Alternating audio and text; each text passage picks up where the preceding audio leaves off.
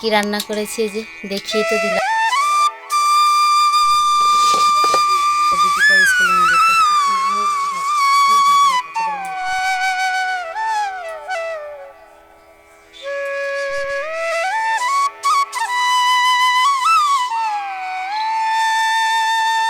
Good morning বন্ধুরা, সবাই কেমন আছো? আশা করি সবাই অনেক ভালো আছো, অনেক সুস্থ আছো।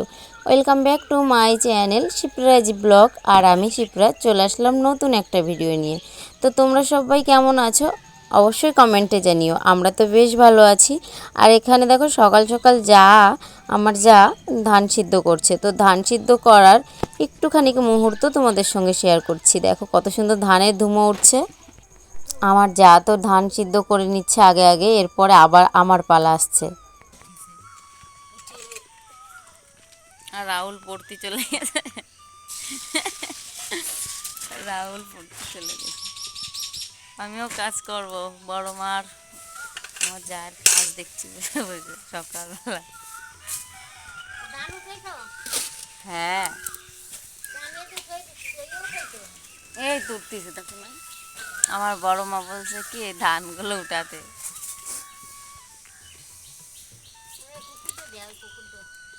পুকুর দেখিস, এই যে পুকুর, এখানে ধান ভিজানো হয়েছে। কাজ করবো, সকালবেলা উঠে কেমন যেন লাগছে, ম্যাচ ম্যাচ করছে। সকালবেলা ঘুম থেকে উঠে তো আড্ডা মারা হয়ে গেল। আর এদিকে দেখো আমার এদিকে বাসি কাজ মোটামুটি কমপ্লিট হয়ে গেছে। ঘরটা মুছে নিলাম, উনুন লেপে নিলাম, আর বাসন সব বাইরে নামিয়ে দিয়েছি। আর তারপরে চলে আসলাম দেখো এদিকে, মানে উঠোনটা কুড়োতে হবে। সকালবেলা ঘুম থেকে সবার প্রথমে উঠে কি করেছি জানো, রাস্তার এই পাশে চলে এসেছি। এই পাশে এসে দেখি কি আমার যা উঠে অনেক ভোরবেলা উঠেছে। ফার্স্ট ট্রেনে এখানে সবাই ফুল নিয়ে মানে কলকাতায় যায় ফুল বিক্রি করতে। তখন ওই জন্যে আমরা ফার্স্ট ট্রেনটা বুঝি, বেশ ফার্স্ট ট্রেন চলে। তো সেই সময় উঠেছে। দিদি বলছিল কি যে আমি ফার্স্ট ট্রেনে উঠেছি, তারও আগে উঠেছি। ঘুম থেকে উঠে দেখি কি মানে ভোর হয়নি, পাখি ডাকছে কিচমিচ করে। সেই সময় উঠে আমি ধান সিদ্ধ করছি। তো আমি ওইখানে দিদির সঙ্গে একটু গল্প করলাম। তো বড় মা বলছিল যে আমরা ধান সিদ্ধ করছি, তুমি ভিডিও করছো, তো এগুলোও উঠাও, উঠিয়ে দেখাও। আমি বলছি হ্যাঁ আমি ভিডিওটাই করছি। তো এগুলো সব উঠে যাবে, আর এগুলো কিন্তু আমি ছেড়ে দেবো।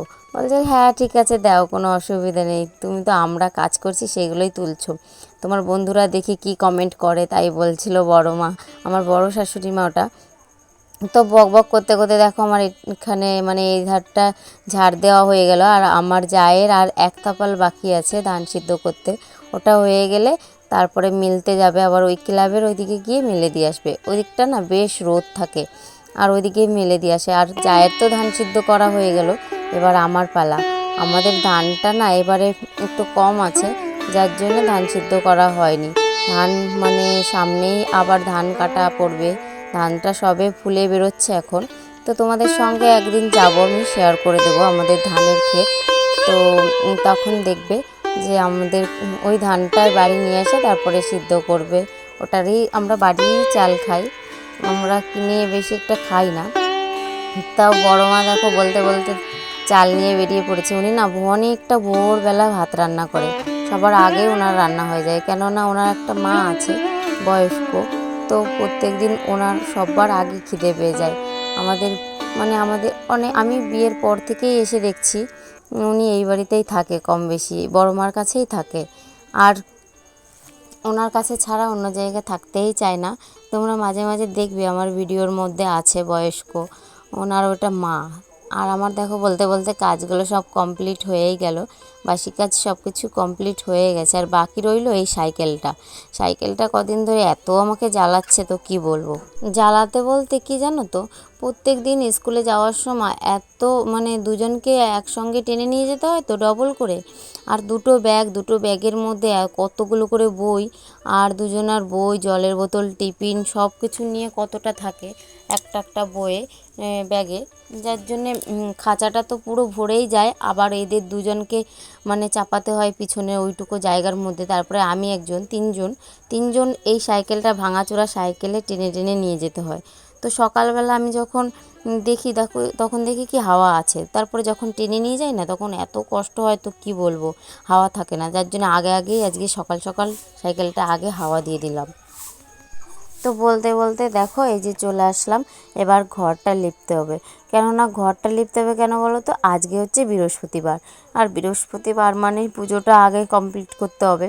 আর পুজোটা দিতে গেলে আগে ঘর বাড়িটা লিপতে হবে, না হলে কেমন যেন পুজোর দিনে ঘর যদি লেপা পোছা না থাকে না, একদম ভালো লাগে না, কেমন একটা অস্বস্তিকর হয়। তো ভাবলাম আগে ঘরটা লেপে রেখে যাই, তাহলে আমি স্নান দান করে আস্তে আস্তে ঘরটা শুকিয়ে যাবে, পুজোটা দিয়ে দেবো। তার মধ্যে দেখো আমি তো এদিকে লেপা পোছা করছি, আর ওদিকে তারপরে মনীষকে কতবার ডাকছি, ওঠো বাবা ওঠো, উনি আজকে উঠছেই না, ঘুমিয়েই রয়েছে। তো ভাবলাম থাক, ও ঘুমিয়ে রয়েছে, আমি এদিকে বাসি কাজগুলো করছি, উঠে আবার কোথায় যাবে কি করবে, একটু সময় ঘুমাক, আমি ততক্ষণে এই কাজটা করে নিই, বাসি কাজটা। এদিকে দীপিকা উঠে পড়েছে, দীপিকাকে বলেছি বাবা দুটো ফুল নিয়ে আসো, ও দেখো ফুল আনতে চলে গেল। ওকে কিছু একটা বললে ও কম বেশি শোনে, আমার একটা লক্ষ্মী মেয়ে।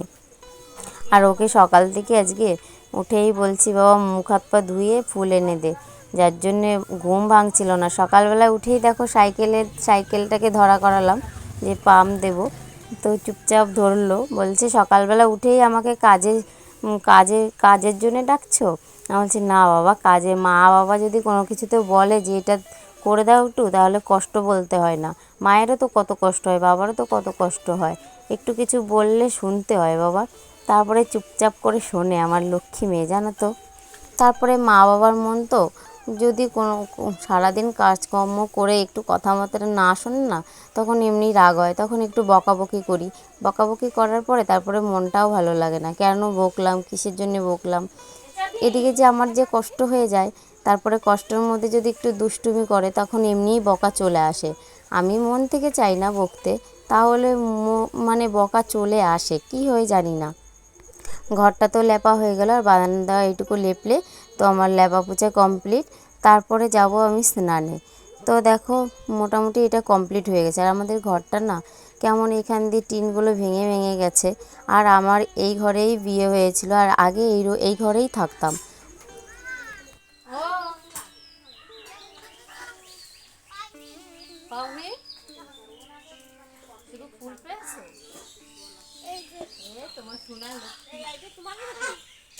হ্যাঁ পিঠে দিছিলাম না, দিদিটা ছিল তো লাবণী আবার কালকে বার করছে, আমি কাল দিকে চলো এই বাটি পাখি দিয়েছিল মানে সেই বাটিটা এই দিদি তার রয়েছে কিন্তু এগুলো কি ফুল? কই টগর ফুল ও লাবণী অনেকগুলো ফুল নিয়েছিলাম। ওই যে বড় বড় একটা সাদা ফুল আছে না, টগর ফুল কাটি করে দীপিকা যে ফুল তুলে নিয়ে এসেছে কতগুলো, যাও আবার মাথা মুখ ধো, মুখ ধো, কত বেলা হয়ে স্নান করা হয়ে গেল, এবার বাসন কটায় মেজে নিই ঠাকুরের। আর ঘরটা দেখো, ঘরটা মোটামুটি শুকিয়ে গেছে দেখো, আমি বললাম না যে ঘরটা লেপে রেখে যাব, শুকিয়ে যাবে আমি স্নান করে আস্তে আস্তে। গুছিয়ে নিয়েছি, পুজোটা আগে দিয়ে দেবো, অনেকটা বেজে গেছে, 8টা বেজে গেছে, রান্না বসাতে হবে।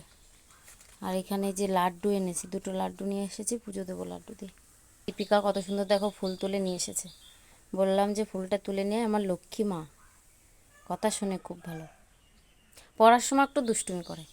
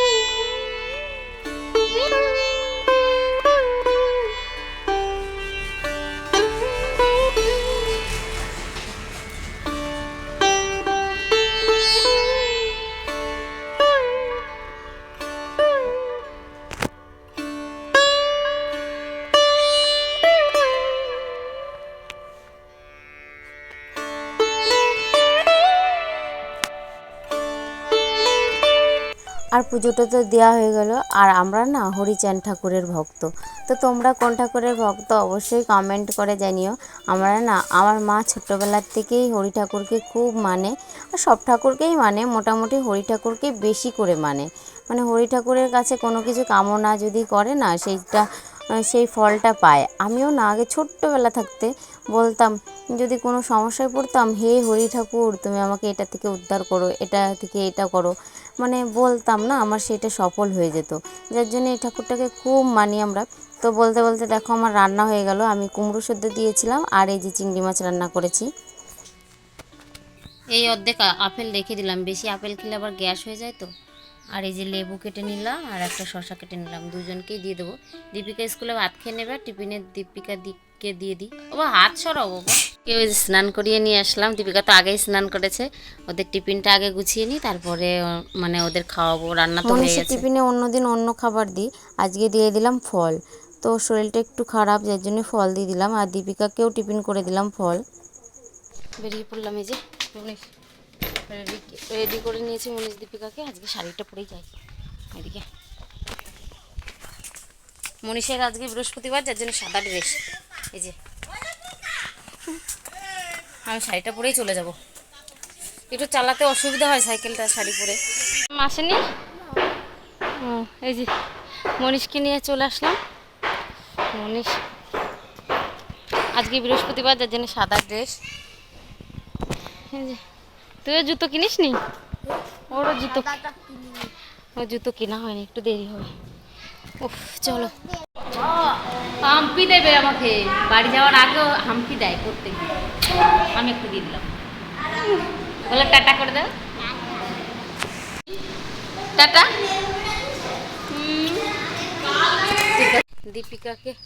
দীপিকাদের স্কুলে গিয়েছিলাম, কখন ছুটি দেবে কি। তারপর কালকে ওর স্কুল বন্ধ বললো। একটা বাসন রেখে গিয়েছিলাম ওই যে কলপারে, ওটা ধুতে হবে। একটু বসি, কষ্ট হয়ে গেছে। রোদ ভীষণ গরম পড়েছে তো, আরও বেশি কষ্ট হয়ে যায়। উফ, তো সবাই সঙ্গে থেকো, একটু রেস্ট নিই পাখার নিচে, তারপরে গিয়ে কাজ করব। সবাই সঙ্গে থেকে। তারপর সূর্যা চলে আসলাম রাতের বেলা। আর রাতের বেলা রান্না করবো বলে রাতের জোগাড়যন্ত্রী করেছি। আর এখানে দেখো লঙ্কার বোটা না ভেঙে রাখলে না নষ্ট হয়ে যায়। আর এই যে সব কিছু কেটেছি। কী রান্না করব বলো তো? তো তোমরাই বলো কী রান্না করব। আর তার মধ্যে দেখো পাঁপড় ভেজে নিচ্ছি আমি। এ দেখো কতগুলো পাঁপড় ভেজে নিচ্ছি।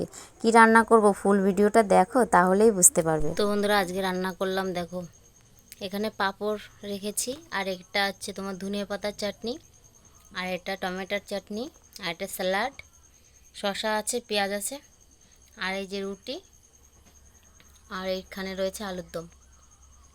আজকে রাতের রান্না এটাই করলাম, ভাত করলাম না আজকে। এই যে রাতে রুটি করেছি, তো এই যে দিয়ে দিলাম বরকে খেতে। বরকে এরকম গুছিয়ে খেতে দিলে বেশ ভালো লাগে না গো, বিশাল আনন্দ পায়। এত সুন্দর সাজিয়ে গুজিয়ে দিলে খুব আনন্দ পায়। এদিকে মা বাপ বেটিতে খেতে বসে পড়েছে, যে দেখো। তো বন্ধুরা আজকে এই যে রাতের খাবার রুটি তরকারি রান্না করলাম। তো আজকের ভিডিওটা আর বেশি বড় করব না। তোমরা সবাই অনেক ভালো থেকো, সুস্থ থেকো। দেখা হচ্ছে আবার নেক্সট ভিডিওয়ে। তো ততক্ষণে সবাই অনেক ভালো থেকো, অনেক সুস্থ থেকো। সবাইকে গুড নাইট, টাটা।